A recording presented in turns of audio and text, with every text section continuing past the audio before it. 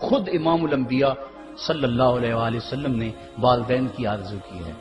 حدیث میں آتا ہے، امام سیوطی نے اس کو الحابل الفتاوی میں لکھا ہے، امام حیثمی نے بھی اس کو کنز الاموال میں لکھا ہے۔ ایک دن حضور نماز عشاء پڑھانے آئے، نماز عشاء پڑھانے کے لیے مصلی پہ کھڑے ہوئے، تا حد نظر صحابہ تھے، حضور کو دیکھ کر ادب سے کھڑے ہو گئے، بس آنکھیں چھلکنے لگی۔ پھر حضور نے روتے روتے کہا، لو ادرکت والدی او احدہما، کاش آج میرے ماں باپ زندہ ہوتے، یا ان میں سے کوئی ایک ہی زندہ ہوتا۔ انسان نے دکھوں کی زندگی گزاری ہو، بعد میں اللہ خوشحالیاں دے دے، تو انسان آرزو کرتا ہے کہ کاش آج میرے ماں باپ زندہ ہوتے، میرے دکھوں بڑا دور دیکھا تھا، آج سر پہ عزتوں کی سجی ہوئی دستار بھی دیکھتے، میری غربت دیکھی تھی، دولت کی ریل پیل بھی دیکھتے، میرے گھر میں پریشانیاں دیکھی تھی، میرے گھر کے آنگن میں محبتوں کے کھلے ہوئے گلاب بھی دیکھتے۔ آرزو کرتا ہے، تمنا کرتا ہے۔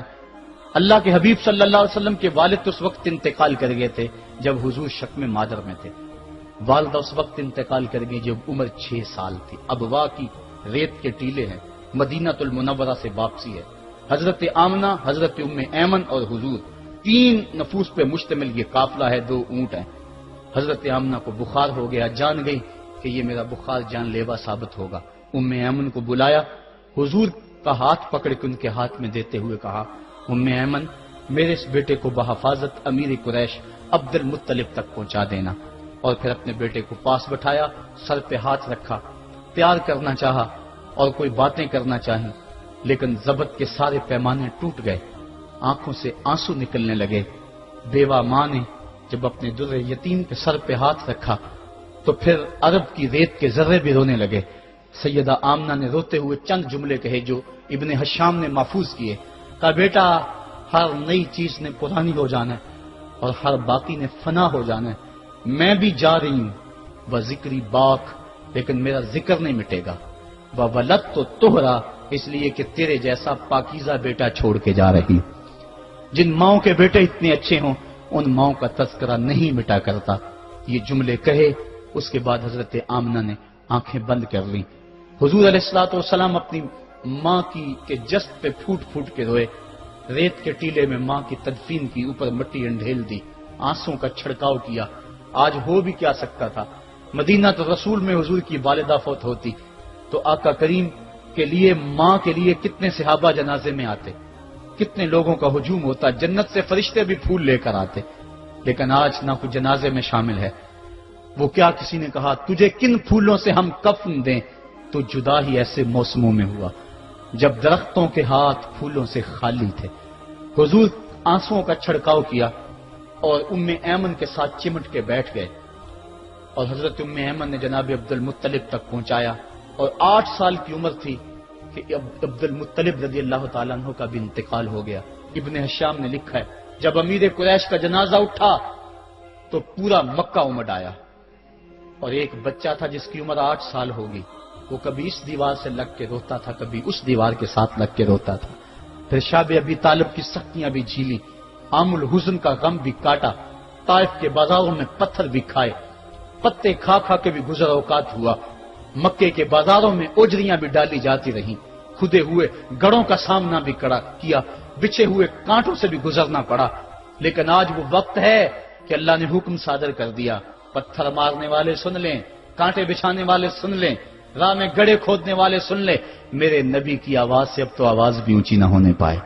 عمر کا سرمایہ ضائع کر دوں گا، تمہارے نامہ اعمال میں ایک نیکی بھی نہیں رہے گی۔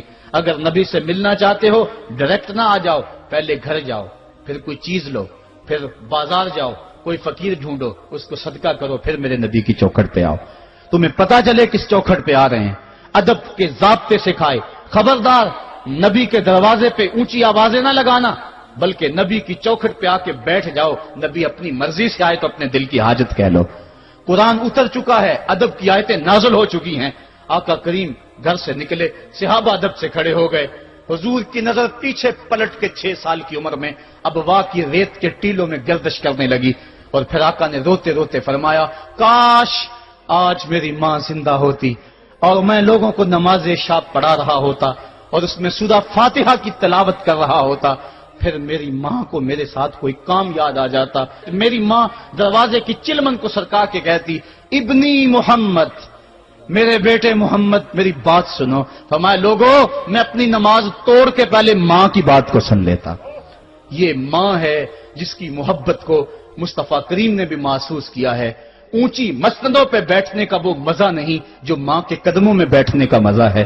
اور وہ کیا کہا تھا خورشید گیلانی نے, وہ کہتا ہے کہ 5 اسٹار ہوٹلوں میں کھانا کھانے میں وہ لطف کہاں جو چولہے پہ پاس بیٹھ کے ماں کے ہاتھوں سے پکی ہوئی چپاتیاں کھانے میں مزہ ہے.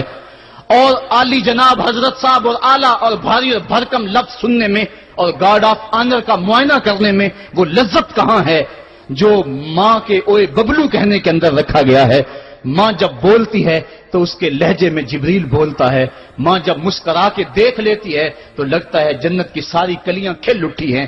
ایک شخص نے سین حرم میں اپنی ماں کو اپنے کندھوں پہ سوار کرا کے طواف کروایا اور پھر حضور کی خدمت کے پاس میں حاضر ہوا. عرض کی حضور میں نے کہ اپنی ماں کا حق ادا کر دیا ہے. کہا تو اس کی ایک مسکراہٹ کا بدل نہیں دے سکا. ماں جب مسکراتی ہے تو اس کے لہجے میں اتنی مٹھاس ہوتی ہے, میں کہتا ہوں ساری دنیا کے شہد نچوڑ دیے جائیں اتنی محبت پیدا نہیں ہوتی جتنی محبت ماں کے لہجے میں ہے. جب وہ بیٹے کو اوے ببلو اوے مٹھو کہہ کے پکارتی ہے, اوے بیٹا کہہ کے پکارتی ہے, آواز دیتی ہے, تو ماں کے لہجے کے اندر وہ رس گل رہا ہوتا ہے کہ حوریں بھی آفرین آفرین کر رہی ہوتی ہیں. ماں کے بے ادب ہاتھ جوڑ کے ماں سے معافی مانگ لیں, باپ کے گستاخ ہاتھ جوڑ کے باپ سے معافی مانگ لے. یہ سرمایہ زندگی میں نہیں ملے گا.